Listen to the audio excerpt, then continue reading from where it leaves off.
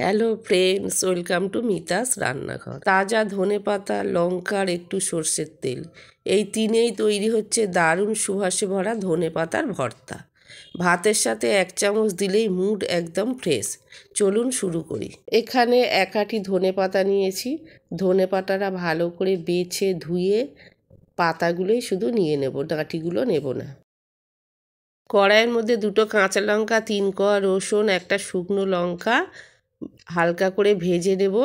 নিয়ে এর মধ্যে 1 চামচ কালো জিরে দিয়ে দেব। কালো জিরেটা হালকা করে ভেজে ঠান্ডা হয়ে গেলে শুকনো লঙ্কা আলাদা করে তুলে নেব। বাকিগুলো ঠান্ডা হয়ে গেলে মিক্সার গ্রাইন্ডারের মধ্যে দিয়ে দেব। দিয়ে ধনেপাতা ওর মধ্যে দিয়ে দেব। এর মধ্যে দেব 1 চামচ লবণ, 1/2 চামচ চিনি ও পাতিলেবুর রস দিয়ে পেস্ট করে নেব। কড়াইয়ের মধ্যে 1 চামচ তেল দিয়ে দেব। তেলের মধ্যে দিয়ে পেস্টটা দিয়ে দেব। দিয়ে নাড়াচাড়া করতে করতে বেশ শুকিয়ে আসবে। শুকনো লঙ্কাটা গুঁড়ো করে ওর মধ্যে দিয়ে দেব। দিয়ে ভালো করে মিশিয়ে নিয়ে নামিয়ে নেব। এই তৈরি হয়ে গিয়েছে ধনেপাতার ভর্তা।